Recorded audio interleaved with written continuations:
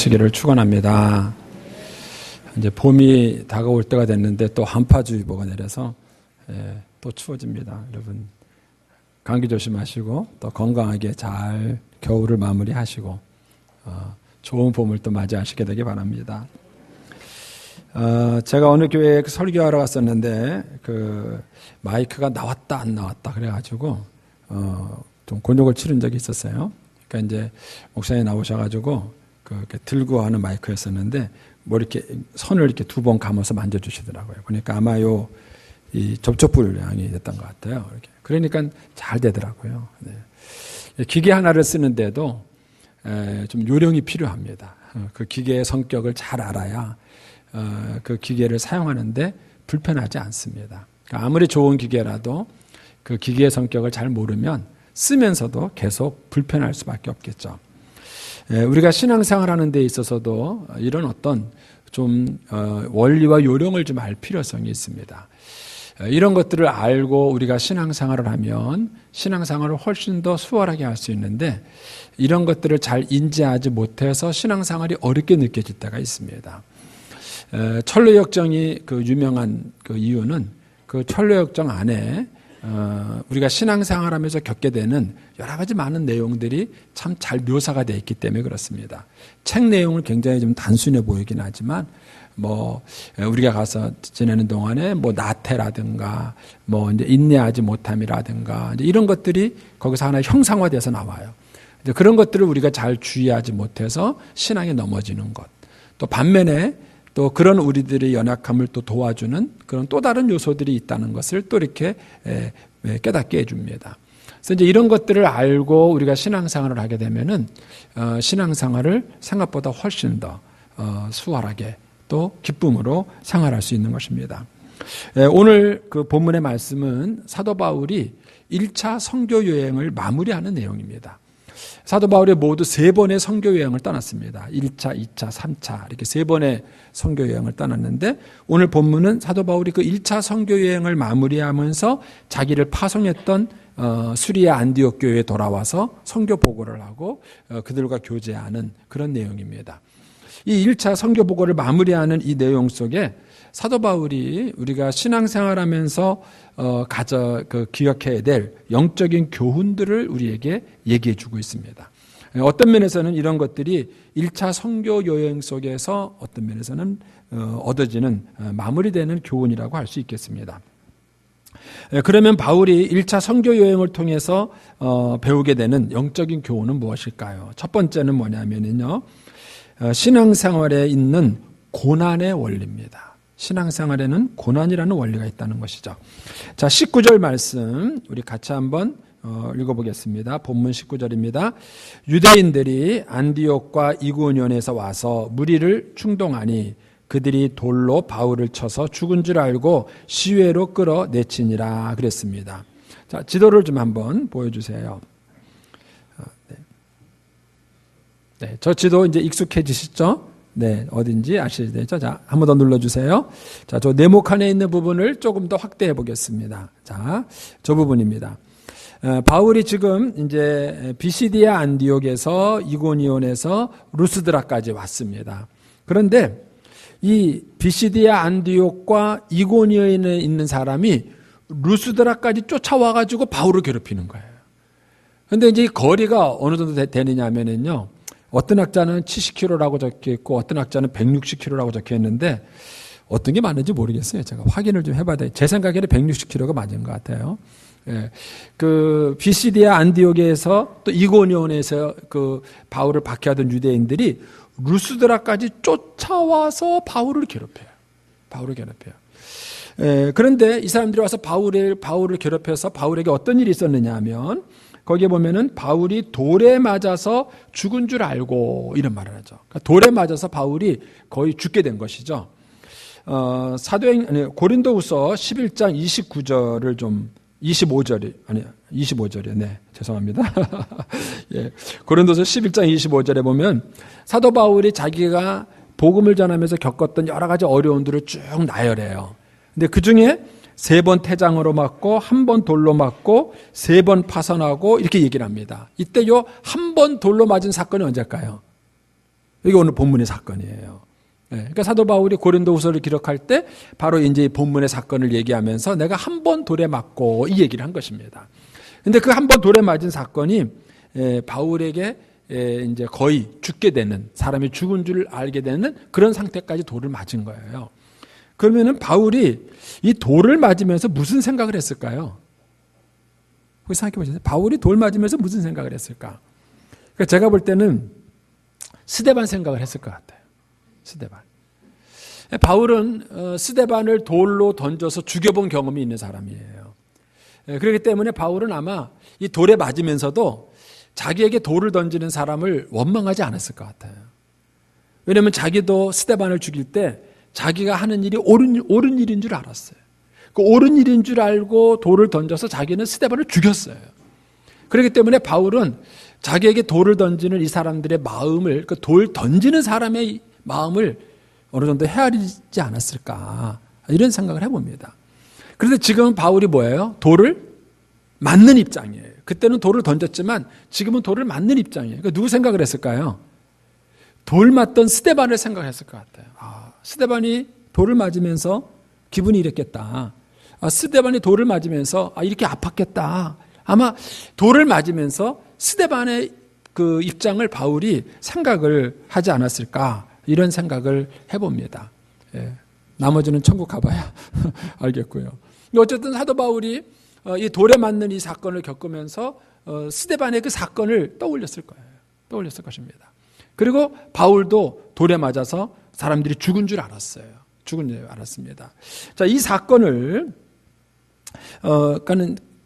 사도 바울이 돌에 맞아서 죽은 줄 알고 사람들이 이제 끌어다가 이제 시외에 갖다 버렸는데 성 밖에 갖다 버렸다는 뜻이에요. 어떻게 끌고 갔을까요?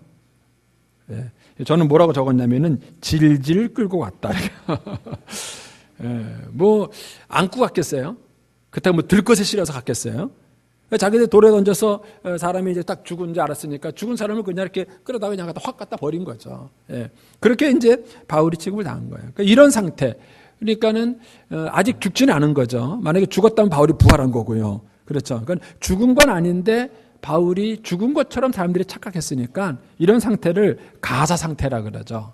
가사 상태. 사람들이 죽은 걸로 착각하는 호흡만 붙어 있는 그런 상태인 것입니다. 바울이 이때의 심정을 성경에 기록한 게 있어요. 고린도후서 12장 2절입니다. 내가 그리스도 안에 있는 한 사람을 아노니, 그러니까 자기라고 구체적으로 말하지 않아요. 한 사람을 아노니 그는 14년 전에 그랬습니다. 이 고린도후서를 기록할 때하고 오늘 본문의 사건의 간격이 14년이에요. 그러니까 이제 바울이 이 고린도후서를 기억하면서 이 사건을 기억하면서 얘기하는 거예요. 14년 전에 셋째 하늘에 이끌려 간 자라. 그가 몸 안에 있었는지 몸 밖에 있었는지 나는 모르거니와 하나님은 아시느니라. 내가 이런 사람을 아노니 그가 몸 안에 있었는지 몸 밖에 있었는지 나는 모르거니와 하나님은 아시느니라. 이게 바울이 가로 열고 해갖고 이 얘기를 두 번이나 반복해요. 자기가 몸 안에 있었는지 몸 밖에 있었는지 나는 모르겠다, 이런 얘기예요. 그런데 자기가 그때 몸에서 나와가지고 어쨌든 셋째 하늘 낙원에 갔다 왔다는 거예요. 제가 이제 아주 오래전에 읽은 책이라서 이제 기억이 약간 희미한데 그 사후세계에 대한 그 책을 본 적이 있어요. 미국에 있는 어떤 의사가 왜 그 사람이 순간적으로 죽는 경우 있잖아요. 뭐 이렇게 수술하다가 죽는다든지 무슨 뭐 심장이 정지해서 죽는다든지 뭐 이래가지고 뭐 3분 뭐 5분 그 책에 보니까 최대 10분까지 죽은 사람이 있더라고요. 10분 죽으면 제가 알기로는 뇌가 뭐 어떻게 됐는데 어쨌든 그 책에는 최대 10분까지 죽은 사람 얘기가 나와요. 그래갖고 막 이렇게 뭐 이거 뭐죠 이거 전기 확 해가지고 왜 살리는 그래서 다시 살아난 이제 그런 사람들의 얘기를 이렇게 인터뷰식으로 모아놓은 건데. 그 사람들의 공통점 얘기 중에 하나가 그거예요. 자기가 죽었을 때 자기가 보인다는 거예요. 자기가 몸 바깥에 나와서 누워있는 자기가 보여요. 요새 그 신과 함께 그 영화의 그 앞장면에 그게 나와요. 차태현 맞죠? 그 배우 차태현이 이제 소방관이는데 죽었어요. 죽었는데 자기가 사람 죽은 줄 모르고 자기가 자기를 보고는 툭툭 털고 일어나면서 일어난 줄 알았는데 사람들이 자기를 몰라보는 거죠. 그런데 그 책에도 그런 내용이 나와요. 그래가지고 자기가 누워있는 자기 모습을 자기가 봐요. 그리고 사람들이 막 와서 막 울고 막 그러는데 자기를 모르는 거예요, 자기를. 이제 그런 내용들이 가장 많았고, 그 다음에 그것보다 조금 더 오래 죽은 사람은 그 다음에는 뭔가 어디론가 자기가 막 끌려 이렇게 빨려 올라가는 그런 모습이었다는 거예요. 조금 제일 많이 죽은 사람이 그 환한 빛을 보고 쫙 가다가 다시 내려왔대요. 그러니까 이제 그 다음 잘 모르겠습니다. 이게 어쨌든 이제 뭐 인터뷰한 내용인데 그분들의 공통점을 모아놓은 것입니다. 바울도 아마 이때 그 경험이었을 거라고 저는 생각이 돼요. 그가 몸 안에 있었는지 몸 바깥에 있었는지 그걸 모르는 거죠. 그럼 어쨌든 바울이 이때 뭘 경험했냐면은 낙원에 갔다 오는 경험을 했어요. 자, 고린도후서 12장 4절에 보면 그가 낙원으로 이끌려 가서, 낙원이 어느 곳이죠? 예수님이 십자가에 못 박히실 때 예수님 우편의 강도가 주님의 나라에 임하실 때 나를 기억해 주십시오. 그때 주님 뭐라 하셨습니까? 내가 오늘 나와 함께 낙원에 있으리라. 그러니까 여기서 말하는 낙원은 천국이에요. 그러니까 바울이 그때 죽은 상태가 돼가지고 천국까지 간 거예요. 그러니까 아마 사람들은 죽었다고 보는 게 맞는 거죠. 그 사람들이 딱 봤을 때는 바울이 완전히 죽었네 이렇게 이제 생각을 한 것이죠. 그랬는데 바울이 깨어난 것입니다. 그러니까 이제 고린도후서 12장 2절부터 4절의 사건이 이때의 사건을 얘기했을 거라고 어떤 학자는 얘기하고 저도 동의합니다. 진짜는 천국 가봐야 하는. 어쨌든 이 고린도후서 12장의 이 사건이 바울이 이때의 그 경험을 얘기한 거예요. 그럼 이 정도면은 그럼 상상을 해보세요. 사람이 이 정도로 그 돌에 맞아가지고 거의 기절해서 사람이 죽은 상태까지 가는 그런 상황이었다면 얼마나 사람들이 지독하게 돌로 때렸겠어요. 근데 이걸 보면 사람이 참 악하다는 생각이 들어요. 아까 그 지도를 다시 한번 좀 보여주세요. 거기 보면은 사람이 루스드라까지 오기 위해서 안디옥과 이고니온에서 약 160km가 되는 거리로 온 거예요. 돈 벌러 온 겁니까? 놀러 온 겁니까? 아니에요. 바울에게 돌 던지려고 온 거예요. 사람 그것 때문에 가요. 여러분 누구에게 돌 던지려고 160km 가본 적 있으세요? 사람이 참 악해요. 그러니까는 바울에게 돌을 던지려고 이 160km를 와가지고는 사람들을 충동해서 바울에게 돌을 던진 겁니다. 근데 이걸 보면은요, 우리는 이것을 단순히 인간의 마음이라고만 볼 수는 없습니다. 사도 바울이 후에 우리의 싸움은 혈과죽에 대한 것이 아니요 정세와 권세와 이 어둠의 세상 주관자들과 이런 얘기를 합니다. 여러분 때로는 부부싸움이 아닐 수도 있어요. 그 배후에 뭔가 영적 싸움이 있는 거예요. 그래서 예수님께서 이 사건을 이렇게 얘기를 합니다. 요한복음 15장 18절입니다. 세상이 너희를 미워하면 너희보다 먼저 나를 미워한 줄 알라. 너희가 세상에 속하였으면 세상이 자기의 것을 사랑할 것이나 너희는 세상에 속한 자가 아니요 도리어 내가 너희를 세상에서 택하였기 때문에 세상이 너희를 미워하느니라. 내가 너희에게 종이 주인보다 더 크지 못하다 한 말을 기억하라. 사람들이 나를 박해하였은즉 너희도 박해할 것이요 내 말을 지켰은즉 너희 말도 지킬 것이다. 여러분 예수 믿는 사람들에게 이 핍박은 어떤 면에서는 당연한 것이다. 그리고 어떤 면에서는 필수 과목이다 라고 주님이 얘기하시는 거예요. 왜 그런가? 자, 사도행전 26장 17절 말씀 보여주세요. 이스라엘과 이방인들에게서 내가 너를 구원하여 그들을 보내요. 그러니까 하나님이 바울에게 한 말입니다. 보내요. 18절 그 눈을 뜨게 해서 어두움에서 빛으로 사단의 권세에서 하나님께로 돌아오게 하고 이렇게 말합니다. 그러니까 예수 믿는다는 것은 뭐냐면 단순히 내가 신앙생활 한다는 것이 아니라 어두움에 있다가 빛으로 오는 사건이에요. 사탄의 권세, 사단의 수하에 있다가 하나님의 수하로 돌아온 날인 거예요. 그러니까 예수 믿는다는 것은 소속이 달라진 거예요. 그래서 예수님이 이 얘기를 하신 겁니다. 다시 요한복음 15장 18절 보여주세요. 보면 세상이 너희를 미워하면 너희보다 먼저 나를 미워했어요. 그러면서 19절에 너희가 세상에 속하였으면 세상이 자기 것을 사랑하는 거예요. 왜? 자기 편이기 때문에 좋아하는 거예요. 말이 맞기 때문에 좋아하는 게 아니라 자기 편이기 때문에 좋아하는 거예요. 제가 이것 때문에 그 무당들의 세계를 이해했어요. 사람들이 무당이나 점쟁이가 하는 말을 제가 볼 때는 말도 안 되는 얘기예요. 그리고 그 요즘 애들 뭐 타로 뭐 예? 타로 예. 뭐 카드 쫙 펼쳐놓고 얘기하는데 저거 호기심 때문에 봤어요. 옆에서 이렇게요. 근데 말하는 것마다 내가 말이 안 되는 얘기야. 내가 볼 때는 말도 안 되는 얘기인데 그거를 젊은 애들이 동그랗게 뜨고 얼마나 열심히 듣는지 몰라. 근데 제가 만약에 걔들한테 성경 얘기하면 들을까요? 안 들을 거예요. 제 말이 더 맞는 얘기인데도 아무리 합리적인 얘기도 안 들어요. 저 애들이 무슨 재주가 있는가 생각해보는데 비밀이 이거예요. 끼리끼리 노는 거예요. 끼리끼리. 예, 어두움의 세력에 속한 사람은 어두움에 속한 얘기가 귀에 솔깃한 거예요. 그게 말이 들어오는 거예요. 우리는 빛에 있기 때문에 빛의 얘기를 하니까 아무리 옳은 얘기를 해도 어두움에 있는 사람이 들을 수가 없는 거예요. 그러니까 주님이 그 얘기를 하는 거예요. 너희가 세상에 속하였으면 세상이 너희를 미워하지 않았을 거라는 거예요. 그래서 너희가 어두움에서 빛으로 왔고 사단의 권세에서 하나님의 권세하로 돌아왔기 때문에 소속이 바뀐 거예요. 그러니까는 세상이 자기 것이 아니니까는 미워하는 거예요. 마치 예수님을 핍박하듯이 너희를 핍박하는 것이다. 이렇게 얘기를 하는 겁니다. 여러분, 그렇다면 예수 믿는 사람들에게 있어서 핍박은요, 당연한 것입니다.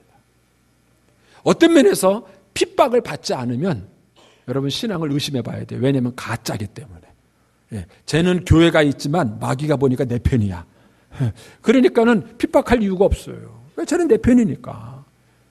여러분, 그런 면에서 예수 믿는 사람들은, 신앙생활하는 사람들은 복도 받지만 핍박도 받는 것입니다. 복은 하나님이 주시는 거고 핍박은 마귀가 주는 거예요. 그래서 저와 여러분이 신앙생활을 잘하면 잘할수록 우리에게 핍박이 있다는 사실을 여러분 기억하셔야 됩니다. 오늘 본문 22절 중간을 한번 보십시오. 22절 중간에 보면 바울이 이렇게 말합니다. 우리가 하나님 나라에 들어가려면 많은 환난을 겪어야 할 것이다. 여러분, 저와 여러분이 예수 믿고 정말 신앙생활을 잘하려고 한다면 핍박받을 각오를 하셔야 돼. 예, 박해를 받을 각오를 하셔야 되는 겁니다. 자, 디모데후서 3장 11절입니다. 후에 사도 바울이 믿음의 아들 디모데에게 이런 권면을 합니다. 디모데후서 3장 11절, 박해를 받음과 고난과 또한 안디옥과 이고니온과 루스드라. 이게 익숙하죠, 이제 이 지명이. 예, 지금 요 지명이에요. 안디옥과 이고니온과 루스드라에서 당한 일. 어떤 일을 당했어요? 바울이 돌에 맞아서 죽을 뻔한 일.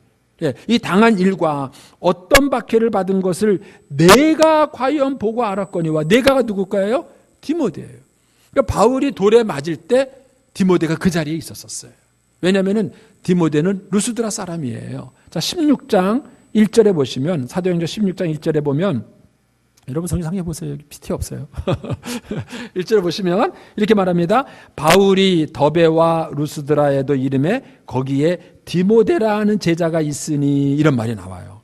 그러니까 바울이 그 2차 전도 여행 갔을 때 나온 얘기인데, 그러니까 사도 바울이 이 1차 전도 여행 때 디모데를 전도한 것 같아요.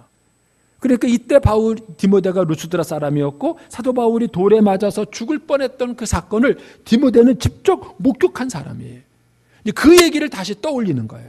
자, 다시 디모데후서 3장 11절입니다. 박해를 받음과 고난과 또한 안디옥과 이고니온과 루스드라에서 당한 일과 어떤 박해받은 것을 내가 과연 보고 알았거니와 주께서 이 모든 것 가운데서 나를 건지셨느니라. 무릇 그리스도 예수 안에서 경건하게 살고자 하는 자는 박해를 받으리라 그랬습니다. 여러분, 저와 여러분이 믿음 생활을 잘하려고 하면 할수록 박해가 있습니다. 그것이 가족일 수도 있고요, 직장일 수도 있고요, 사람과 형편에 따라서 여러 가지 다를 수도 있겠지만은, 그러나 우리가 신앙생활을 잘하려고 한다면 반드시 박해가 있다는 것이죠. 마태복음 5장 10절에 가면 주님이 팔복을 얘기하시면서 마지막 8번째 복을 이렇게 말합니다. 의를 위하여 박해를 받는 자는 복이 있나니 천국이 그들의 것임이라. 나로 말미암아 너희를 욕하고 박해하고 거짓으로 너희를 거슬러 모든 악한 말을 할 때에는 너희에게 복이 있나니 기뻐하고 즐거워하라. 여러분, 신앙생활하다가 박해를 받으면, 여러분들이 잘못해서 박해를 받으면 회개하셔야 되고 그건 회개하셔야 되고, 여러분들이 잘못한 것이 없는데도 불구하고 박해를 받으시면 뭐 하라고요? 기뻐하라고. 왜 기뻐하라는 거예요? 진짜라고 인정받는 순간이에요.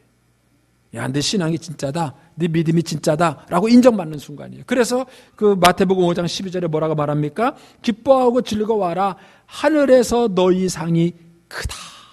예. 너희가 정말 믿음을 갖고 있고 참 믿음을 가지고 신앙생활을 잘하고 있으니까 너희의 상이 크다, 이렇게 얘기하는 겁니다.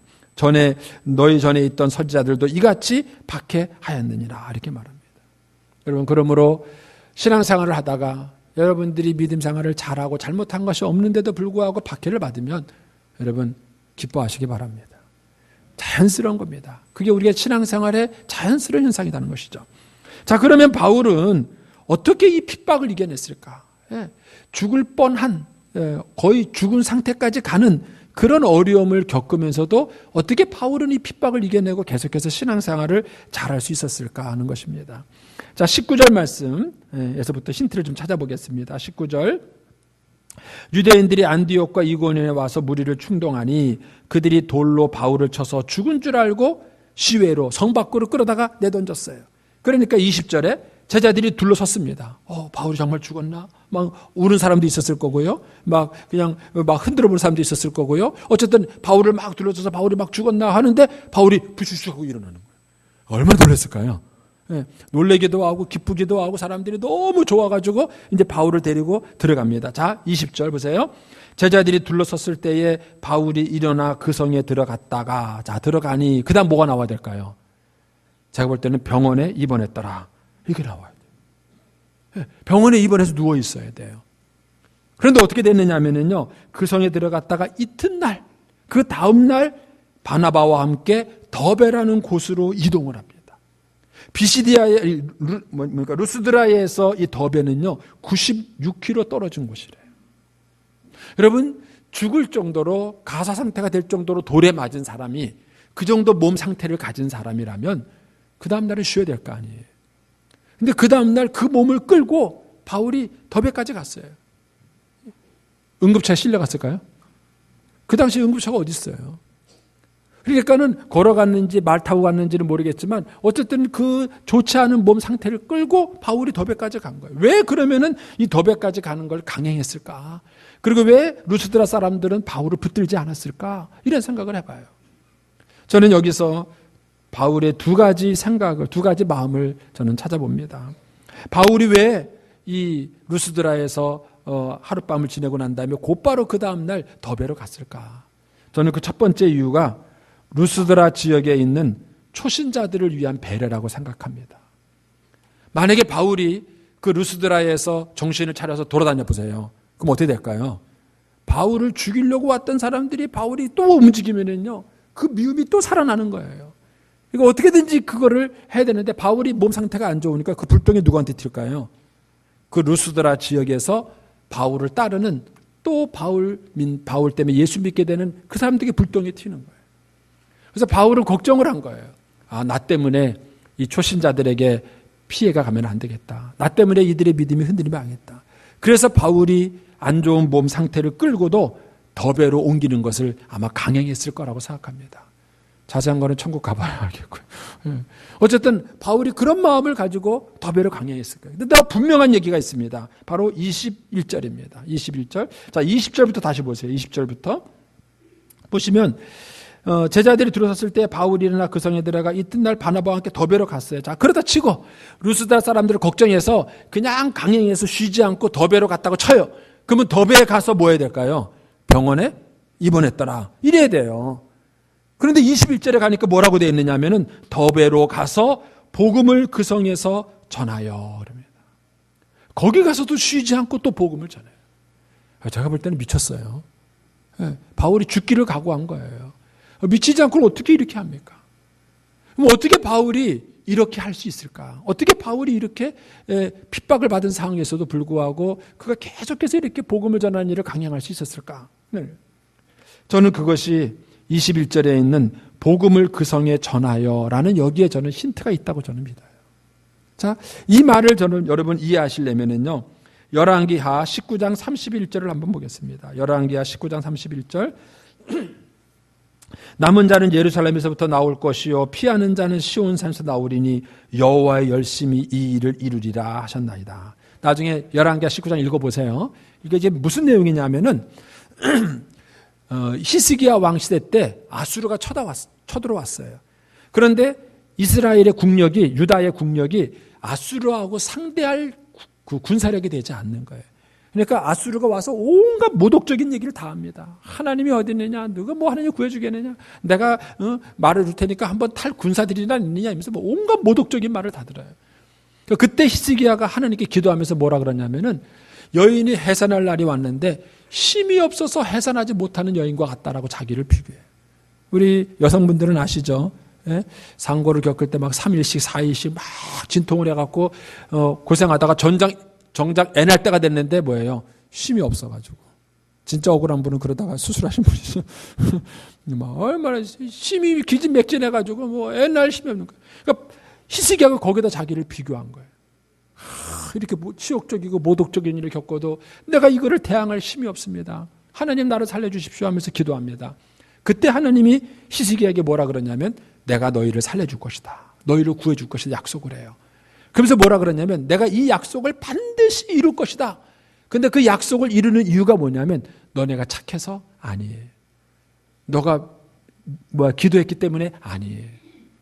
하나님께서 히스기야 시대 때 유다 백성들을 구하는 이유가 뭐냐면 여호와의 열심 때문이에요.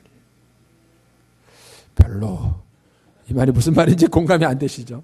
제가 이제 조금 더 이해할 수 있는 예를 들어드리겠습니다.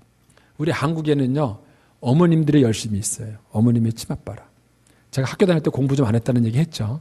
예, 하여튼 방황하느라고요 정말 공부 안 했어요. 그러니까 안 달란 건 저희 어머님이에요. 저희 어머님이 어떻게든 이 아들을 공부시켜보려고 막 억지로 과외를 보냈어요. 제가 그 덕분에 대학 간 것 같아요. 억지로 대학을 보니까 과외를 보냈습니다. 요즘 시험 드는 분이 있을까봐 조심스러운데요. 제가 학생 때 몇십 년 전인지 아시죠? 그때 제가요 한 과목에 50만 원짜리 과외를 했어요. 제가 부르주아죠. 지금 한 과목에 50만 원짜리 해도 이게 놀랍지 몇십 년 전에 제가 그랬어요. 그럼 우리 집이 잘 살았느냐? 아니에요. 못 살았어요.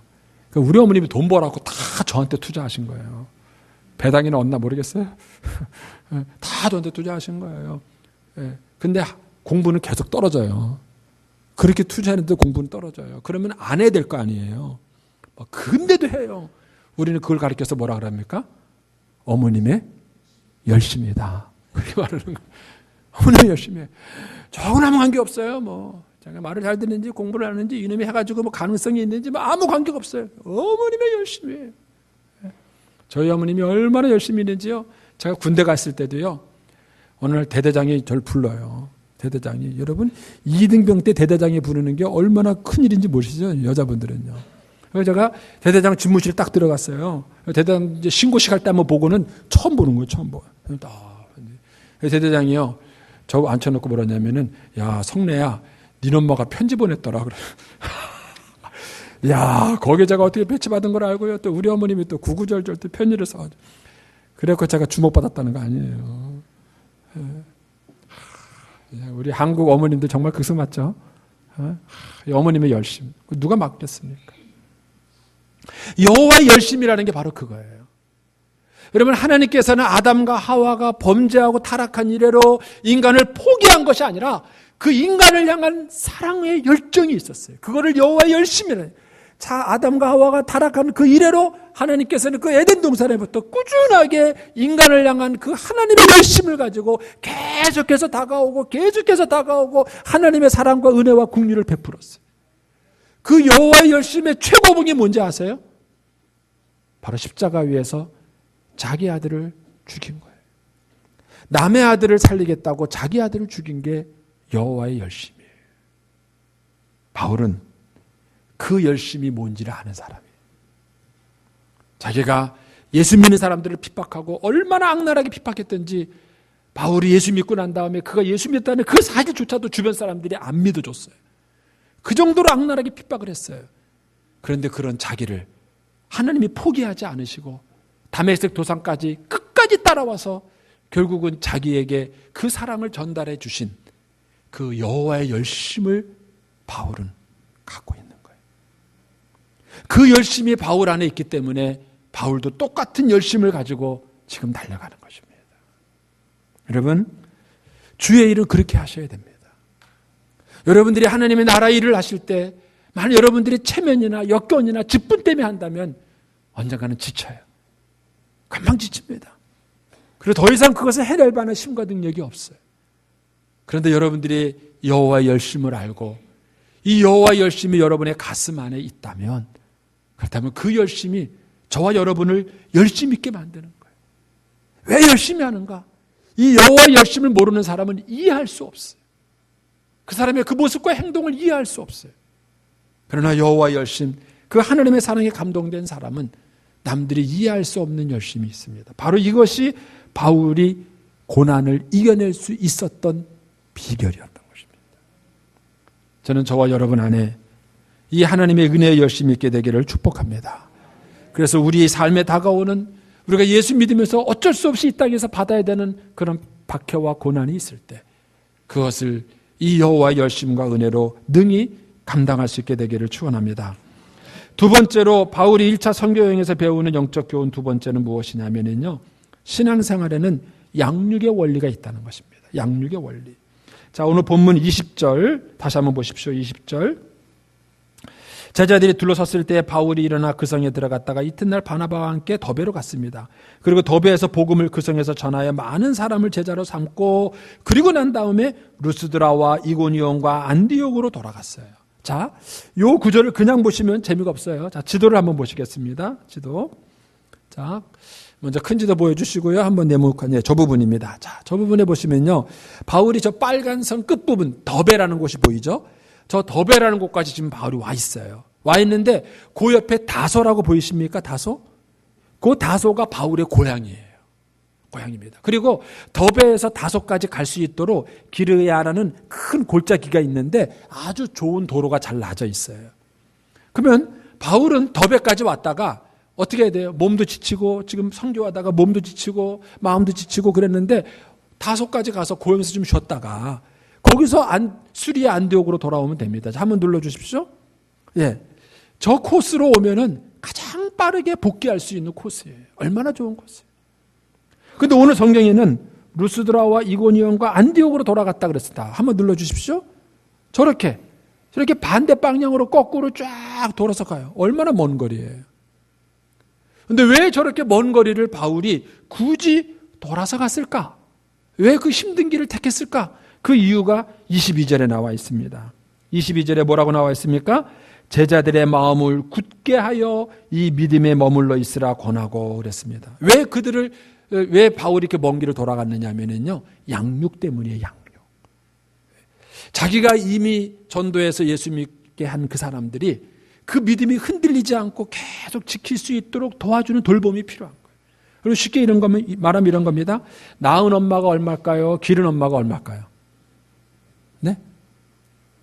네. 낳은 엄마가 엄마예요? 기른 엄마가 엄마예요? 네? 모르시겠어요? 네. 낳는 게 힘들까요? 기르는 게 힘들까요? 기르는 게 힘드세요? 낳는 것도 힘드세요? 둘 다 뭐라고 말할 수가 없어요. 네. 낳는 것도 힘들고 기르는 것도 힘들고, 낳은 엄마도 엄마고 기르는 엄마도 엄마예요. 그 정도로 기른다는 것, 양육한다는 건 쉬운 게 아니에요. 근데 신앙생활에도 이런 면이 있는 거예요. 근데 바울은 이 양육이라는 문제에 대해서 굉장히 신경을 썼습니다. 자, 골로새서 1장 28절에 보면 우리가 그를 전파하여, 예수를 전파하여 각 사람을 권하고 모든 지혜로 각 사람을 가르침은 각 사람을 그리스도 안에서 뭐라고요? 완전한 자로 세우려 함이라. 이를 위하여 나도 내 속에서 능력으로 역사하시는 이 성령을 따라 힘을 다하여 수고한다. 이런 얘기예요. 여러분, 우리 한국교회 신자들은요, 전도하는 데는 힘을 다해요. 한 사람 전도하기 위해서 기도도 하고요, 준비 기도도 하고요, 전도하러 갔다가 그냥 막 그 피대접을 받아도요, 그거 참고 막 전도를 열심히 해요. 얼마나 열심히 하는지 몰라요. 근데 그렇게 해서 전도 딱 해놓고 나면요, 그 다음 땡이에요. 그 다음부터는 뭘 어떻게 해야 된다는 생각을 안 해요. 제가 볼 때는 애를 낳아놓고 갖다 버린 거나 똑같은 거예요. 애를 낳았으면 길러야 되는 거예요. 그런데 한국교회 신앙 전통에는요, 이 양육이라는 개념이 없어요. 사람을 전도해서 그 사람의 믿음 안에 잘 세우고 하나님의 온전한 형상으로 그를 세우겠다는 이런 개념이 참 적어요. 그런데 성경에는 이 양육에 대한 얘기가 상당히 많습니다. 에베소서 4장 13절입니다. 우리가 다 하나님의 아들을 믿는 것과 아는 일에 하나가 되어 온전한 사람을 이루어 그리스도의 장성의 분량에 충만한 데까지 이르리니, 이는 우리가 이제부터 어린아이가 되지 아니하며 사람의 속임수와 간사한 유혹에 빠져 온갖 교훈의 풍조에 밀려 요동하지 않게 하려 함이라. 오직 사랑 안에서 참된 것을 하여 범사의 그에까지 자랄지라. 그는 머리니 곧 그리스도라 그랬습니다. 여러분, 교회 안에서는 이런 양육에 대한 얘기가 많아요. 성경에는 양육에 대한 얘기가 많은 거예요. 그래서 단순히 우리가 한 사람을 전도해서 예수 믿게 하는 걸로만 끝나시면 안 돼요. 그건 태어난 거예요. 영적 생명이 태어난 거예요. 그 영적 생명이 태어난 사람이 이제는 잘 자랄 수 있도록 돌봐주는 과정이 필요한 거예요. 근데 우리는 이 훈련을 받지 못했어요. 이것이 단적으로 표가 나는 것이 뭐냐면요, 한국 크리스찬들의 많은 그 부모님들이 집에서 자녀들을 어떻게 신앙교육을 해야 될지를 몰라요. 그저 한다는 게 뭐예요? 그게 빠지지 마! 헌금 빼먹지 마! 죽으나. 이거예요, 그냥. 올해 주일날 교회 열심히 보내는 것만이 자녀 교육, 신앙교육의 다인 줄 알아요. 여러분들의 자녀를 붙들고 신앙적으로 무슨 내용을 얘기하시겠습니까? 무슨 내용을 그 자녀에게 가르치겠습니까? 근데 우리는 뭘 해야 될지를 몰라요. 왜 해야 될지를 모르냐면 양육을 받아본 경험이 없고 양육을 해본 경험이 없는 거예요. 그러니까 막상 결혼해서 자녀를 낳았지만 이 자녀에게 무엇을 가르쳐야 되고 뭘 어떻게 신앙을 지도하고 뭘 어떻게 도와줘야 되는지를 모르는 것입니다. 모르는 것입니다. 근데 성경은 이 양육에 대해서 우리에게 강조해 주고 있습니다. 베드로도 강조합니다. 베드로후서 1장 4절에 보면 이로써 그 보배롭고 지극히 큰 약속을 우리에게 주사 이 약속으로 말미암아 너희가 정욕 때문에 세상에 썩어질 것을 피하여 신성한 성품에 참여하는 자가 되게 하려 하셨느니라. 옛날 성경에는 신의 성품에 참여하는 자가 되게 하셨습니다. 예수님도 똑같은 말씀을 하십니다. 마태복음 5장 48절에 보면은 그러므로 하늘에 계신 너희 아버지의 온전하신가 같이 너희도 온전하라. 쉽게 말하면 아빠 닮아라 그거예요. 아빠 닮아라. 여러분, 우리가 자녀를 키울 때 아유 그 아버지 닮아서 그 아들이 아버지 닮아서 훌륭하네요. 그런 말 들으면 기분 좋지 않아요? 근데 아유 아버지는 훌륭한데 애는 그냥 엉망이네. 뭐 누구 닮았습니까? 뭐 이렇게 말하면은 마음 상하지 않겠어요? 여러분, 하나님도 우리에 대해서 똑같은 마음을 갖고 계시는 거예요. 저와 여러분이 예수 믿고 하나님의 자녀가 됐다면 우리가 하나님 닮는 사람이 되기를 원하시는 거예요. 근데 그것은 저절로 되는 것이 아니라는 것이죠. 중생하고 거듭나는 것은 전적인 하나님의 은혜로 되는 것이지만 그러나 양육하고 우리가 성장하고 성숙하는 것은 우리의 훈련과 노력이 없이는 되어지는 것이 아니라는 것입니다. 바울은 어떻게 이 사람들을 양육했는가? 오늘 본문에 보면 바울이 3가지 양육의 도구를 쓴 것을 볼 수 있습니다. 자, 22절 보시면은요, 제자들의 마음을 굳게 하여 이 믿음에 머물러 있으라 하면서 뭐 했습니까? 권하고 그랬습니다. 권하고. 바울이 첫 번째 양육의 도구로 삼은 것은 뭐냐면 권하는 말씀이에요. 하나님의 말씀으로 권했습니다. 디모데후서 3장 15절 보겠습니다. 또 어려서부터 성경을 알았나니 성경은 능히 너로 하여금 그리스도 예수 안에 있는 믿음으로 말미암아 구원에 이르는 지혜가 있게 하느니라. 모든 성경은 하나님의 감동으로 된 것으로 교훈과 책망과 바르게 함과 의로 교육하기에 유익하다 그랬습니다. 여러분, 성경이 우리가 누구를 양육하는 도구입니다. 따라서 여러분들이 성경이 친숙해지셔야 돼요. 성경을 친숙해지는 방법이 없어요. 많이 읽는 수밖에는. 많이 읽는. 근데 여러분, 많이 읽는다 그래서 많이 아는 건 아니에요. 어떤 분이 성경을 백독했다 그래요. 그런데 아직도 성경의 맥을 모르시더라고요. 그래 무조건 읽는다고 될 문제는 아니에요. 일단 성경을 읽으셔서 성경의 언어에 좀 친숙해지시고요. 그 다음에 그 성경의 흐름을 알으셔야 돼요. 그 성경을 전체적으로 보여주는 파노라마, 이번에 우리 어성경도 할 텐데 그런 것들을 여러분들이 하셔야 돼요. 그런 것들 통해서 여러분들 성경 전체의 흐름을 알고 성경의 흐름이 여러분의 머릿속에 있어야 돼요. 그래야 여러분들이 성경을 읽으면서 내용을 알고 여러분들이 성경이 친해야 자녀들에게 성경 얘기를 할 거 아니에요. 여러분들이 성경이 낯설고 어려운데 어떻게 자녀들에게 성경을 가지고 양육할 수 있겠습니까? 이것저것 다 힘들다 하시는 분은 제가 비결을 각기 드렸죠. 어린이 성경을 읽어라. 그것도 무슨 얘기야? 그림 성경을 읽어라. 해보셨어요? 제가 보니까 눈치 보니까 아무도 안 하신 거예요. 아니면 그냥 통으로 읽으시든가. 여러분, 그냥 한번 해보세요. 어린이 성경, 그림 성경 한번 읽어보세요. 그 작가들이요, 기가 막히게 성경을 잘 요약해 놓은 거예요. 어린이 그림 성경 한 2번 읽으시면 성경에 맥이 잡히세요. 모르겠습니다. 해보는 자만 복을 받으시는. 자, 어쨌든 바울은 성경을 가지고 그들을 양육했어요. 두 번째 도구는 뭐냐 하면요, 23절입니다. 각 교회에서 장로들을 택하여 바울이 교회의 지도자를 세웠습니다. 여기서 말하는 장로는 오늘날의 장로들하고는 다릅니다. 오늘날의 장로는 중세기 이후에 생긴 제도예요. 여기서 말하는 장로는 쉽게 말하면 교회의 영적 지도자를 세운 것입니다. 여러분, 양육을 잘 받으려면요, 여러분을 지도해주는 누군가의 지도자가 있어야 돼요. 성경의 그 대표적인 예가 에디오피아 넷입니다. 에디오피아 넷이는요, 에디오피아에서 예루살렘까지 와서 예배를 드릴 정도로 열정이 있고 사모함이 있는 사람이에요. 그리고 예루살렘에서 돌아가는 길에 마차 안에서 성경을 보는 열정이 있는 사람이에요. 여러분, 마차 안에서 뭐 보세요? 그 마차 안에서도 성경을 읽는 열정이 있는 사람이에요. 근데 문제는요, 무슨 내용인지 모른다는 거예요. 그래서 빌립이 가서 물어봐요. 읽는 것을 깨닫습니까? 그러니까는 뭐라 그랬냐면은 가르쳐주는 사람이 없는데 내가 어떻게 알겠습니까? 여기에 지금 고난받는 사람이 선지자 본인을 말하는 겁니까? 남을 말하는 겁니까? 도대체 헷갈려서 모르겠습니다. 이렇게 말해요. 그러니까 빌립이 뭐라 그러니까는 그럼 제가 좀 가르쳐 드릴까요? 아유, 그럼 가르쳐 주라고. 그래서 마차를 타고 가면서 빌립이 가르쳤는데 에디오피아에서 예루살렘까지 가고 예루살렘에서 다시 내려오는 동안에도 전혀 깨닫지 못했던 것을 빌립이 가르쳐 주는 동안에 깨달아요. 그래서 마차를 세우고 뭘 받습니까? 세례를 받아요. 여러분, 이것이 영적 멘토의 중요성이에요. 여러분, 1만 시간의 기적이라는 책이 있어요. 관심 있는 분 한번 보세요. 그 책의 저자는 무신론적 심리학자이기 때문에 책 철학 자체는 신앙적이 아니에요. 그런데 그 책에서 그 저자가 강조하는 중요 포인트가 있어요. 여러분들이 생을 살아가면서 1만 시간을 노력했어요. 근데 1만 시간을 노력하고도 어떤 사람은 열매가 있고 어떤 사람은 열매가 없어요. 차이가 뭐냐는 거예요. 그분은 뭘 이야기하냐면은 지도해주는 사람이 있느냐 없느냐 하는 거예요. 이번에 우리 정연이라는 친구가 테니스에 뭐 아주 막 그냥 이름을 날렸잖아요. 근데 이제 그 정연이 친구가 딱 그 이제 4강에서 떨어지고 난 다음에 신문에 뭐가 났느냐면요, 정연이를 만든 사람들 하면서 나왔어요. 엄마부터 시작해서 코치, 뭐 매니저, 또 정연이의 마음을 또 코치해 준 사람, 쫙 몇 사람들 명단이 나오더라고요.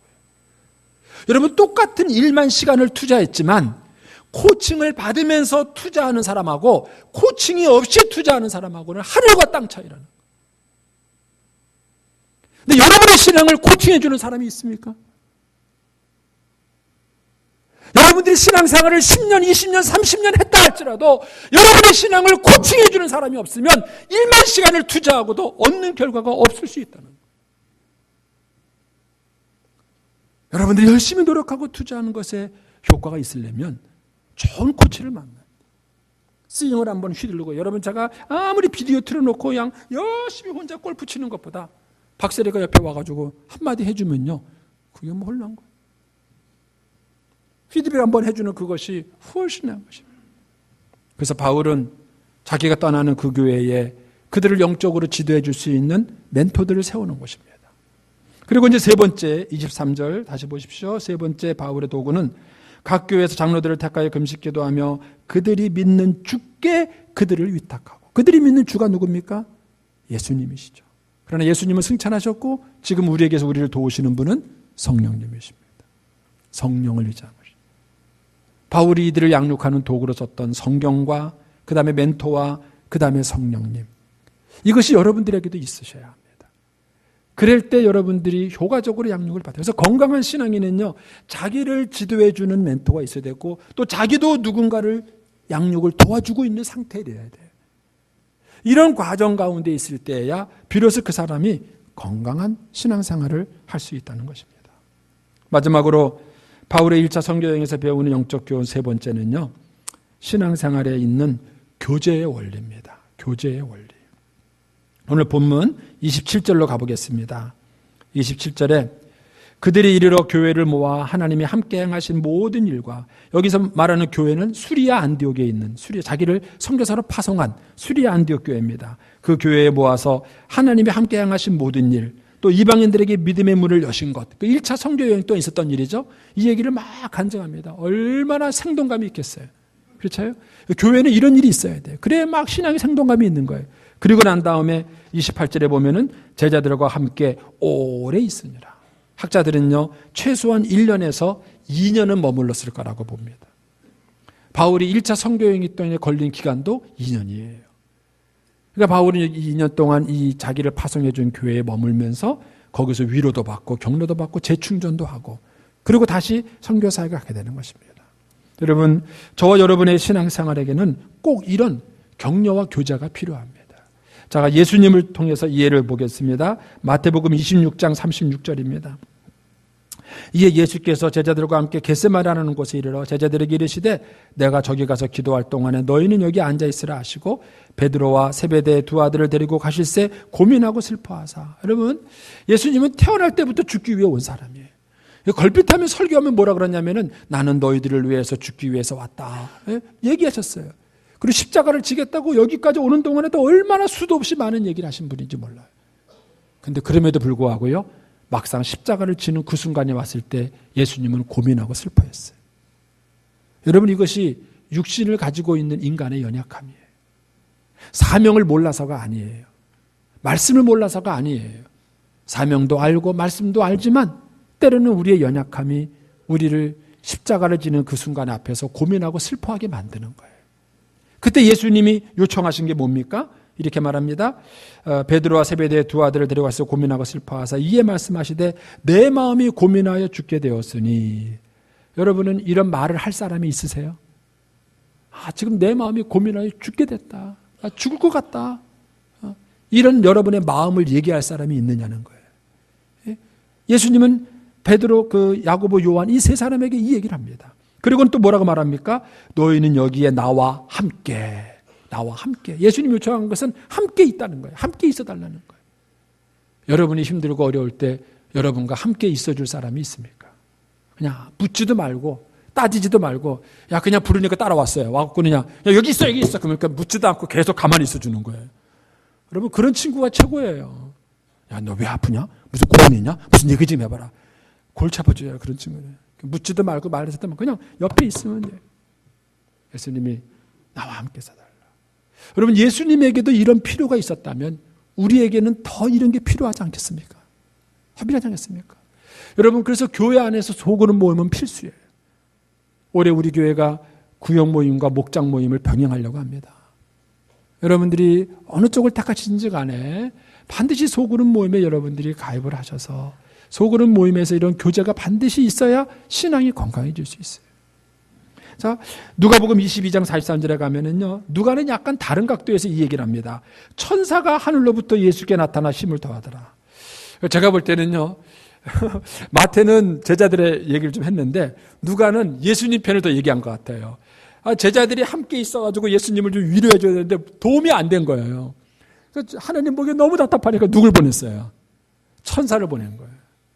여러분, 안 되면 천사라도 여러분에게 가시기를 축원합니다. 여러분이 힘들고 어려울 때, 여러분, 원래 천사의 역할이 그거예요. 천사의 역할이 저와 여러분이 힘들고 어려울 때 도와주는 거고요. 저와 여러분이 마지막 임종할 때도요, 오는 분이 천사입니다. 하나님의 천사를 보내서 저와 여러분을 지켜주시고 또 인도해 주시는 분입니다. 그러니까 이 천사가 와서 도담합니다. 이만큼 우리는 누군가의 교제가 필요한 것입니다. 히브리서 10장 24절 25절입니다. 우리 같이 한번 읽어보겠습니다. 서로 돌아보아 사랑과 선행을 격려하며 모이기를 패하는 어떠한 사람들의 습관과 같이 하지 말고 오직 권하여 그날이 가까움을 볼수록 더욱 그리하자. 여러분, 저와 여러분 마지막까지 믿음의 경주를 끝까지 잘 달려갈 수 있는 것, 서로 돌보고 사랑과 선행을 서로 격려하는 관계 속에 있어야 하는 것입니다. 그런 관계, 그런 선한 교제를 통해서 저와 여러분의 믿음이 끝까지 승리할 수 있게 되기를 축원합니다. 세 가지 원리 기억하십시오. 고난의 원리, 양육의 원리, 교제의 원리. 이것이 우리의 신앙생활에 건강할 수 있게 되기를 바랍니다. 기도하겠습니다. 살아계신 하나님 아버지, 오늘 사도 바울이 1차 선교 여행을 마무리하고 또 보고하는 과정을 통해서 그가 배운 영적 교훈들을 우리도 배웁니다. 주님, 저희들을 도우셔서 우리의 마지막 믿음의 경주를 끝까지 잘 감당할 수 있게 하시고 이 철로 역정을 믿음으로 승리할 수 있게 하여 주시옵소서. 예수님의 이름으로 기도 올리옵나이다. 아멘.